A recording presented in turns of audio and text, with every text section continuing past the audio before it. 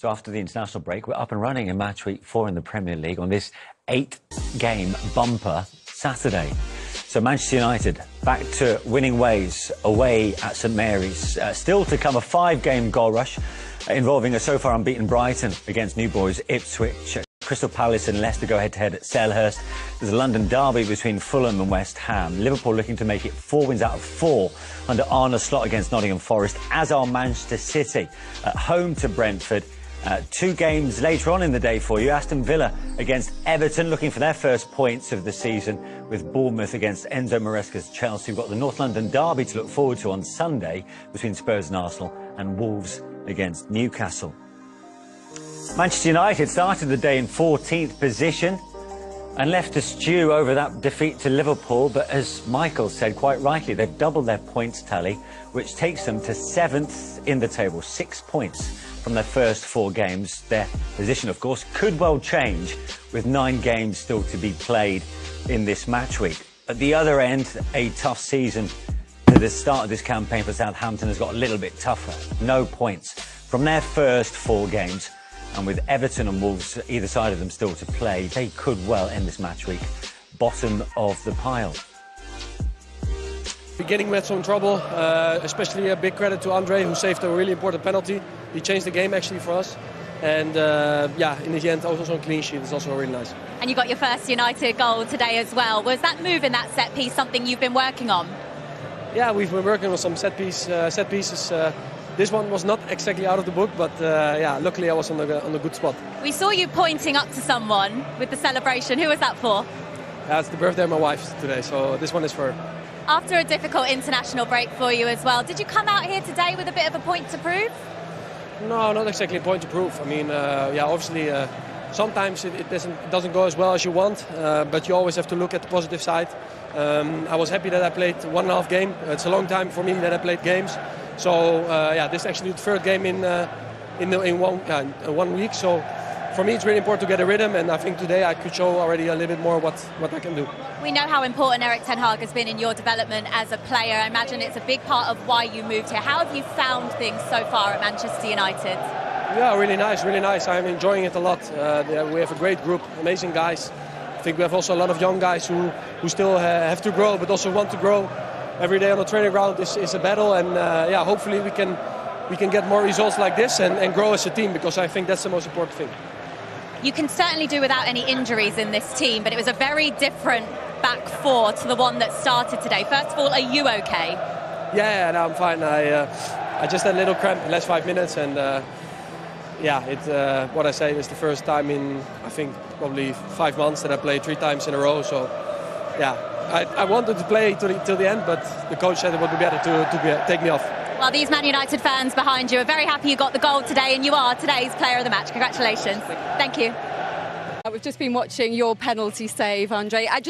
How good does it feel as a goalkeeper when you make a save like that completely changes the course of a game? Well, very good, to be honest, to save that one. It was an important moment for us. I think it was a key game, a key situation for us. And then after that penalty, we took control of the game, and hopefully we won the game. That is what counts for us. Did that feel like the turning point, the save then? Did that feel like a turning point in the game? Because Southampton at that time having a decent spell. Yeah, I would say it was a turning point for us, no? But like I always said, for us the most important thing is the victory, is the goal we scored today. So I'm happy for the guys. Now we had a great game, clean sheet, so we move on and we learn from our mistakes. How important is it for you as a unit with Martinez and Ligt in front of you to have a settled kind of back 4? And how good were they today? It was good. It was good. But for me, it doesn't matter with who I play, because I'm used to play with. I like to play with all my defenders. And at the end of the day, the coach. He made the choice, and we have to adapt. But today it was great to play with them again, and hopefully we continue playing like this. And the most important, like I always say, is the win. So we're going to try to win every game. I think you've had 16 different centre-back pairings in front of you, though, and obviously there was injuries today with 3 of the back 4 going off. Does that make things much more difficult for you? Surely it must. Yes, it's not always easy to change all the time the back 4.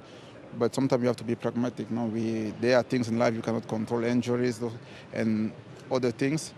So we have to deal with the situation, and if Casemiro have to play centre back, I have to deal with the situation. Sometimes we had game, Bruno was centre back, and he's not the best there, but it's what the team need that time, and we try to do our best, and hopefully we'll have less injury this season. Can I ask you about Marcus Rashford, because he got his goal today? It's been a long time for him. How important is that for him, firstly, and how happy are you for him? Because when he plays with a smile on his face, Marcus, he's as good as anyone, but it's been a long time since we've seen him at his top of his game. Well, we had a tough season last year, you know, and he was not on his best, I think, all of us. But today he shows himself, he shows he's a great player, one of the best in the world. But that's football, that life, you know. Sometimes you will struggle, sometimes you will face difficulties, but it's not how you fall, it's how many times you stand up, no? And today he come back again, he scored a great goal, important goal for us. Hopefully he will score much more for us. I'm very happy for him because he needs this goal, we need these goals, and hopefully he will score much more for the team. You said you needed the goals. There was so much pressure on the team coming into this game because of the Liverpool result, and obviously you've had to wait over the international break to try and respond. How do you block that noise out? Because it seems at a different level for Man United. Well, playing for this amazing club is the price to pay. Not every game when you lose, it looks like it's the end of the world, but you have to stand strong, stay together, and keep fighting, because at the end of the day, it's the price to pay to play for such a big club. Thank you very much for coming out to join us. Well done, big man. Sorry for my Congratulations. Fantastic. Great. Brilliant. Better than ours. Fantastic. He spoke, Certainly was better than us. he spoke really well, Peter, actually, Really didn't well, he? yeah. That was He said refreshing. pragmatic. Yeah. Well, I've had to Google it quickly. Looking it up in the dictionary, Joe. Keep it simple, Andre.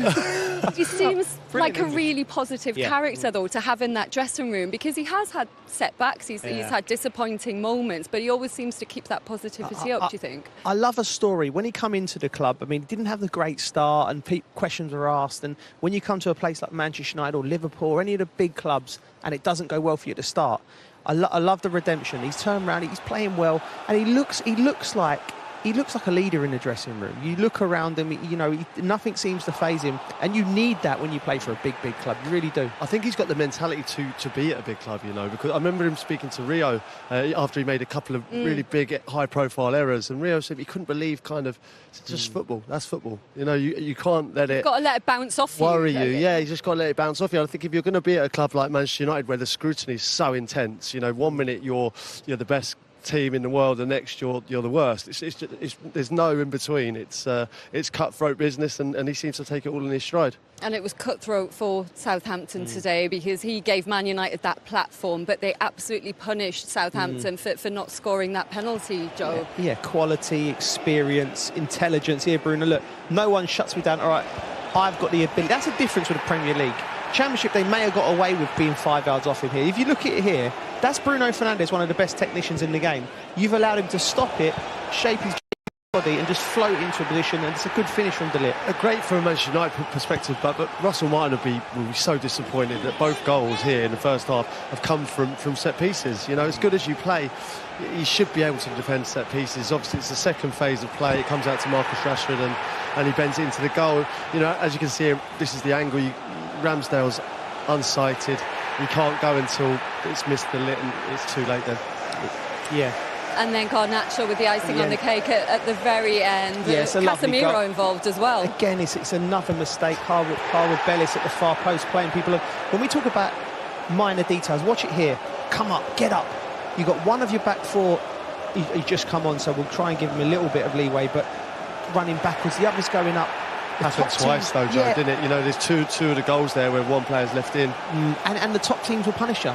And that's what, you know, for the takeout from Russell Martin for his team is, you know, there was some positives, but there's a lot to work on. But the good thing is the things that are there to work on can be worked on. Just a little bit of concentration in both boxes. Congratulations, a much needed win. Did you get the performance to go with the result today? We have to win every game. So you can make me every game the same question. And we did today. Sometimes you have to find a way to win. First minutes of the game, we had some problems, but after Andre he stopped the penalty and then the goal by Matthijs de Ligt, I think the game was all ours. Marcus Rashford got his first goal for Manchester United since March in this game today. What can a goal like that do for a player like him? It's very important. We spoke about before the game, and it's so huge for him, for every striker. And when the season starts, that you want to be on that scoring list. So now he has his first. I'm sure there will come more. And as you mentioned, Ligt also got his first Manchester United goal today. After the international break he had, how important was it for him to have a good game today? That is, it's a routine. We always have to play well. And when you come back to your club, you have to pick it up. We know we signed a very good player with a lot of attributes, and one of them is he's a threat on set plays. And happy that he scored that goal. Very good cross, I think, from Bruno. So, well done.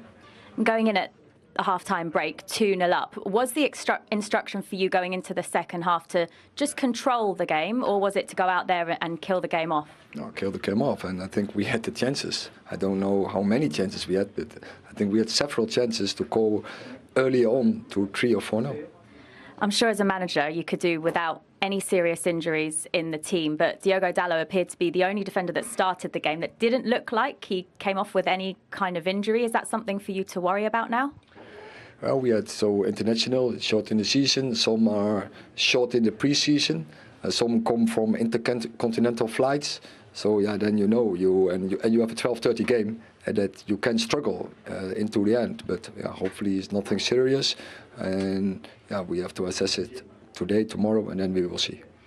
3 competitions in the next 3 games for Manchester United. A result like this can certainly ease the pressure for now, but do you need to put a run of results together to really change the mood at Manchester United? No, the mood is very good in our team, and we know always the expectations are so high, but we have to deal with it, and we have to build our season, and we will see in May. That was last season, nothing else. We will see in May what's coming out. And we saw a first glimpse of Manuel Ugarte today, which I'm sure a lot of Manchester United fans have been waiting for. What can he bring to this team going forward? It's good that we could bring him, and you saw straight what he brings to the team. He brings some control in the midfield, good interceptions. He can be very aggressive, but also on the ball very composed, keeping the game going, to linking to the back and forward. So I think first impression was very good. Thanks, Erik. Well done. You're welcome. Yeah, the mood is good. Erik ten Hag said that goal for Marcus Rashford was huge. Before the game, Peter, you said a confident Marcus Rashford starts for England. What will that do for his confidence? Yeah, listen, he's not there yet. It's one game. Obviously, Southampton have been struggling. There was lots of positives. I mean, he takes a hammer in, Marcus Rashford, and I feel sorry for him at times, because I think people expect so much, and he has got so much talent, and it's in there. But there was a certain hunger to him today. Look at the pace and the how dynamic the running was today, and obviously the goal will do him the world of good. But I definitely thought he was a lot sharper than he has been in previous weeks. Is it fair, Joel, the amount of attention he gets, the amount of criticism he gets? No, when you're a top player, that's par for the course. Marcus has been a top player for England and Manchester United for many, many years. That little clip there showed me that his confidence is returning. But he does, like I said during comms, I said he's important for Manchester United and England, and also he's just a story, Marcus Rashford. When he scores, he's a story. When he doesn't score, he's a story. So I'm really pleased for him he got off the mark today, and I'd love to see him back to his best for England. Yeah, absolutely. You can see what it meant to Ruud van Nistelrooy as well there, seeing him score that goal. How much work do you think is going on with Ruud behind the scenes, Listen, Peter? If I'm a centre forward or a forward player, I'll be tapping into what Ruud van Nistelrooy knows every single day. You'd be following him around. Yeah, you follow him around. I mean, listen, what a goal scorer he was. He's probably worked with Marcus, and when you see him score, you'd be just as pleased because you know how hard he's worked. He's taken it on board, and I'm obviously hoping that they're working very closely together. There's nothing better as a coach, a little bit of coaching that I've done. When you're trying to help a player and you see him do something in a game that you've been working on, it's a fantastic feeling. There is because you're part of that celebration. So I mean, like Crouchy said, having Ruud van Nistelrooy in the club can only benefit the forward players. And I thought Marcus's movement was good today, and I thought it was also good against Brighton. So I think this has been coming, this goal. So I'm really pleased for him. And he's apparently been putting in a personal training programme as well during the international break, doing extra work. The desire, the motivation is clearly there to get back to the levels we know he can get to, Peter. Is he getting the rewards for that today? Yeah, I think so. I think because, you know, maybe at times, you know, the mentality's been questioned, you know, and as a footballer, that's never nice to hear. So, yeah, I'm pleased to hear that he's kind of putting in those sessions and hopefully he gets back, because we want to see the best players in the Premier League. We want to see them firing on all cylinders, and he hasn't quite been there yet. But if he gets back to anything like that, then Manchester United have got a top player again. Sorry, Lynch. Do you know what it is, right? You know, Marcus, you hear a lot of that. He's doing extra work. He's doing a lot of stuff, you know, and no doubt Manchester United means a lot, and playing football means a lot for him. I think the key thing for him, when things are not going well, I think it's just keeping his body language nice and positive. Don't give us a chance to think he might be down. I think a lot of the criticism would die down if that was there, if it almost looks like the extra effort was there. Yeah, it wouldn't be. The criticism is what it is, and but it would certainly help. You know, the body language. Scoring goals, people will be quiet. Simple as that. If you're a striker, you know, all centre forwards know that. But it will just help him, and he's just getting to that age now where I think to himself, he needs to work that out, because he's a senior player now, especially at this club. He's the icon of this club. And if his body language in tough times, not in the good times, because we can all walk and talk when things are going well, when things are struggling and they don't look like they can't get a result, and that, if he body language was a little bit better, I'd like to see that from him, and I think that will help his overall performance. Do you think he's a player, though, who needs to feel like he's being supported, like he's being backed, and that would perhaps change his body language? Yeah, I think so. I mean, listen, I think the Manchester United players probably look to him, and I think Bruno Fernandes is the two players maybe that, because they both of those players can turn the game just like that. You know, you can be struggling, and all of a sudden they're just a bit of magic, and it's in the back of their net. And I think Marcus has got that, and it's not quite been showing it. And at times, his body language might have rubbed off on the players. But today we didn't see any of that, and we don't want to talk negatively. They've just won 3-0, and he looked much more positive today. What do you think he should be targeting for this season? Because he got 8 goals last season. He obviously had a brilliant season, the one before that. Yeah, well, listen, you know, what was it, 30 goals or something the previous season? You know, I think he needs to get more than 8. You know, he needs to get to his numbers. I think he has been creating chances, and quite often Manchester United forwards haven't been taking them at times. You know, he does create things as well as score. So yeah, of course he needs to almost double those numbers to get anywhere near where he was previously. Give us a number, Joel. I think a player of his quality, and I'm a massive fan. I agree with Crouchy. When he's on form, he's a cert for England. You know, certainly the squad, maybe the starting lineup. I think he needs to be getting 20 plus in modern football. He needs to be getting 20 plus goals in all competitions. I think he's shown he's more than capable of doing that. Yeah. Missing big chances a problem across the team, though, still for Man United. 11 big chances missed this season. That is an issue. Obviously, they've won 3-0 today, but they could have been doing a lot better had they been putting some of these big opportunities away. Yeah, from a Southampton perspective, I think there's some sloppy errors there. You know, against maybe more quality opposition, I think that's going to be that's where we have to find them out really. But yeah, they have had difficulties in front of goal. Obviously missing Højlund at the moment, and I think that's been a big miss. They need a centre forward, but they've needed one for a long time. Let's be honest. I think obviously when he comes back, then hopefully he can add to the goals. Well, what a few days Matthijs de Ligt has had, if not for country, then certainly for club, scoring his first goal then for Manchester United. And we spoke about this earlier in the programme as well, Karen. He's shown a real sense of belief, right, and self-confidence, particularly having to come back from a rather tricky few days with his country. Yeah, it was really tricky, you know, when the manager has to take you off as international duty to protect you. And at half-time. Yeah, at half-time. That is tough, and like I said at the start of the show, to come back into Man United, it's not as if it's an environment that's like we're in a good position to help you out here, but fair play to him. Got a goal, clean sheet to the team, and you know, maybe he can kick on. And to be fair to him, like I said, it's a new environment, new team. Yes, he's been back with a manager, but this is a good base for him now, and hopefully he can, as an individual, can really kick on and help Man United in that back line. Michael, I know you like the way he took his header. Before we get to that, let's have a look at the turning point in the game, which was clearly Andre Onana's penalty save, which spurred on United as a result. Yeah, it was a very good save. I don't think there was any question mark about the penalty. Diggling there doing brilliant for us, for someone so young to be so positive and being so direct. We questioned whether it was just outside the box, but I think the contact continues inside the box, just gets the toe in there, sucks the defender and the challenge in, and goes down. So no question there, that was definitely a penalty. The penalty itself was a weak one, quite an average one, wasn't close to the corner. He wasn't made to wait a long time for it, but I don't think there's any excuses. It's a solid save from Onana. No, it is a short run-up, and you're thinking, like you said, Michael, to beat Onana, you've got to bury it right in the corner. But for Archer, it was just like Southampton really needed him to score for that confidence and that run.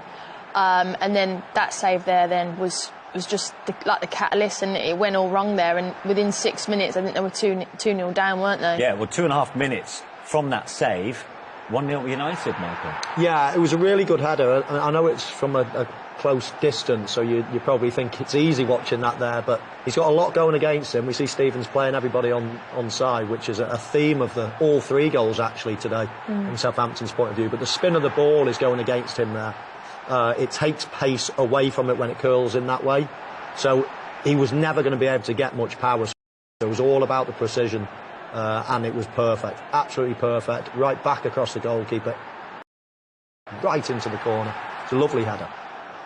Yeah, again, it's, like you said, great header. You're just disappointed from, again, how they just don't squeeze the pitch. You know, second phase again for this goal. You don't get out to Rashford quick enough. And as soon as it goes back, any negative ball back, you have to squeeze. You have to squeeze as a group. And the minute you leave players in a position where they're onside, did it make Ramsdale difficult to see the ball? Who's to say? But at this point, there's got to be a leader within the team that says, that pass back, get out, and we squeeze, but we squeeze together.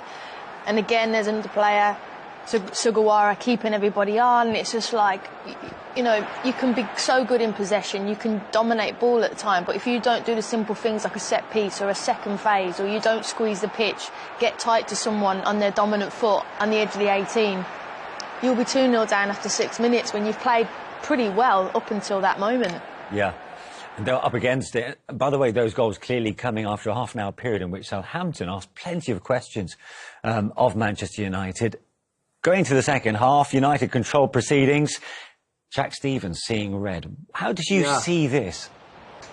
Yeah, I'm a little bit torn, actually. I think it is quite cynical. I don't think it's really dangerous. I don't think there's a load of force in it, but he's absolutely meaning to trip Garnacho. But I think it is more of that. I think it's more for, you know, trying to bring him down rather than trying to hurt him. And part of me says, yeah, I get why it's a red, but then part of me would like to see a yellow as well. I'm sort of in between. I'm orange on this one, Manish. I think he's a little bit unlucky, even though he's absolutely tried to bring Garnacho down. I don't think it's really endangering the safety of Garnacho. So I think he's a little bit harshly done by. Okay, it was a bit high, and it did make contact, albeit briefly, on that knee. Yeah, I mean, it's high, it's out of control, but the only one thing that it didn't have the force. So that's where it's like, but look, they gave the refs call, they allowed it to happen, but I just think Stevens is late. I think he's trying to get contact, trying to stop him, but look, he has caught his knee, but I don't think there's force. I think that's a cynical the key. Trip, I think. There's no force or malice in it, is there? No, I don't think so. No. It is high, but of course, I mean, to bring him down, you've got to catch him, haven't you? You know. Yeah. And I don't think there's a load of force in that. I think I'd go with a yellow on that one personally. But United did get themselves a third. Eventually, it took a while to come, but Garnacho off the subs bench to seal the points. I mean, I love this pass. I really just love that pass, splitting pass, simple, set back. It's really easy, you know, wide ball in, penetrating that area that, you know, it used to be Man City's area, didn't it? It's played on again what Michael's been saying the whole time. Your one player keeps everybody on side, and there's been a theme for 3 goals, and then one-touch finish. It's a dream, isn't it? Yeah. I'm not sure what Arwood Bellis is doing there at the back post, just playing everybody on. It seemed to be a recurring theme for Southampton. It was very, very strange. Yeah, all 3 goals, if there was a solid line, if one person hadn't have dropped, then each of the occasions there would have been 3 offsides there for Manchester United. So little details like that are important. All eyes were on Erik ten Hag before kick-off. So how's he feeling after a much-needed victory?